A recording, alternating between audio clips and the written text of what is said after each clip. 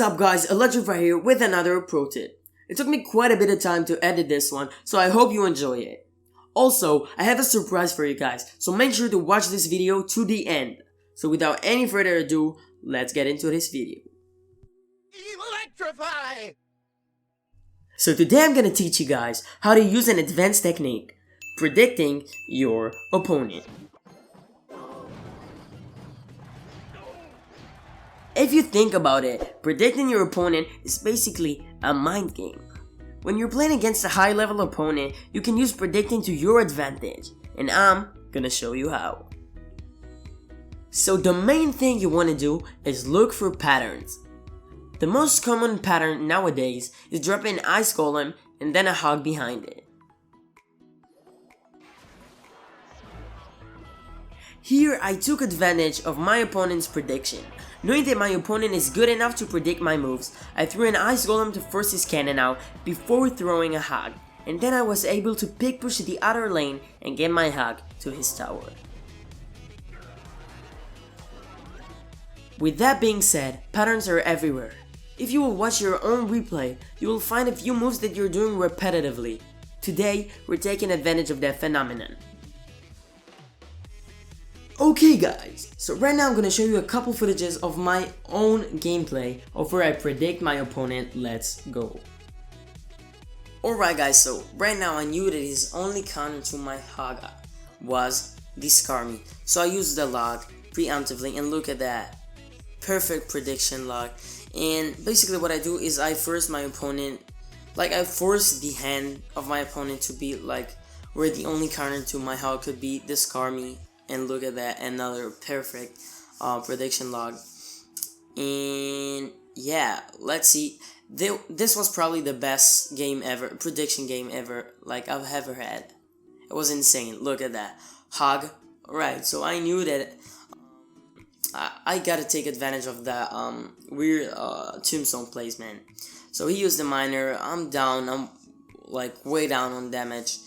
So right now, I see that I have an opportunity. He hasn't cycled back to Tombstone yet. So I can use the Ice Golem, then the Hog. Right now, I'll use the Log because I knew he has Skarmy, and I knew the Log would kill the Tombstone as well. So look at that. And right now, I know I got a Fireball because he has another thing coming. And look at that. I hit both the Archers, the Mega Minion, and the Tombstone in one Fireball. That's insane.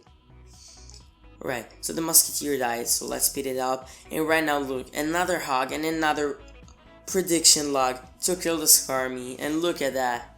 Look at that. Beautiful.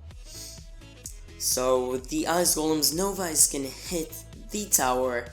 And that means that I think we got this game, guys. This game was amazing, and I really, I don't think I had a better game prediction-wise. So yeah, let's see now another game against Lavaloon. Let's see how I did this time. I used the cannon to kill his tombstone, so I knew the only other counter to hug he had is of course the Skarmy. So I used the log, and my prediction went well. Alright, so this time he took out my tower with a big push, and I knew that he didn't have enough elixir till now, so I used the log just now, and look, that's it. 3 skeletons were alive and the minions cleaned it up. And look, one prediction log got me the entire game. That's insane. And Pekka got to the tower. He didn't have enough elixir to react fast enough, and the Muskie is gonna snipe the tower, and look, just like that. Alright guys, well, I think it's about time for our surprise. Marcel P is here. Marcel, take it away. What's up guys, Marcel P here. I wanted to give you guys 3 really simple tips that hopefully you guys can apply to improve your prediction spell game. The first tip I want to give you guys is know what spells to be aggressive with and what spells to be conservative with. Definitely go with your cheap spells quite often for prediction spells if you feel like there's a really good chance they have a skeleton army that are going to play on defense. I would typically do this with either hogs or musketeers crossing the bridge.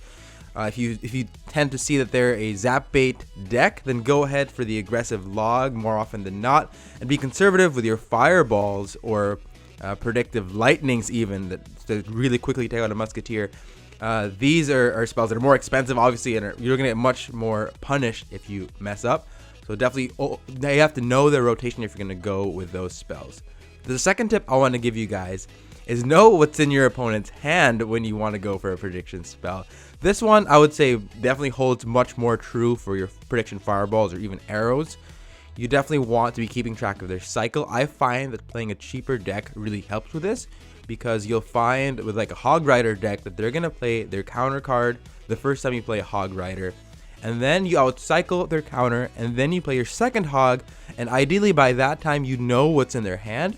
So maybe for the first 30 seconds or minute of the game, you try and scout out what cards they have, and then starting at around the second 2-minute mark, you go for a Hog, they play their counter, and then you go for the second Hog, and then you know what's in their hand because you've seen their entire cycle, and then you throw out your prediction fireball or arrows or log or what have you.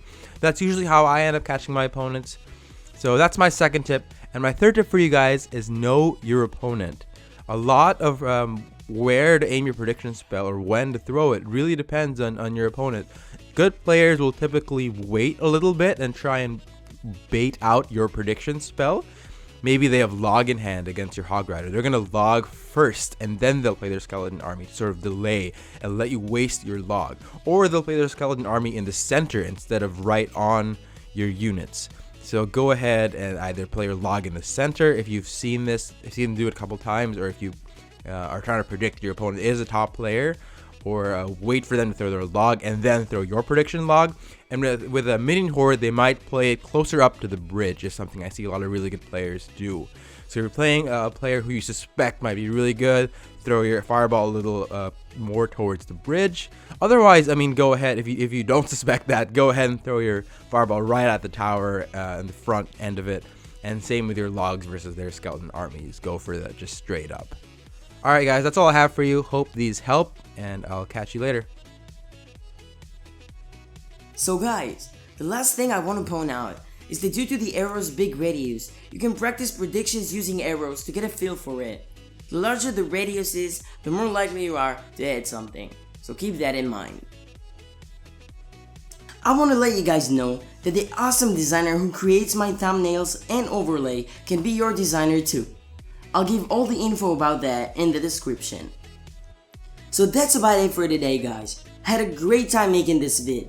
If you enjoyed this video, I really appreciate it if you can subscribe. That's the thing that gives me motivation to keep going. Like this video if you liked it, comment anything you want down below and I'll do my best to reply. I was Electrified. Until next time, peace!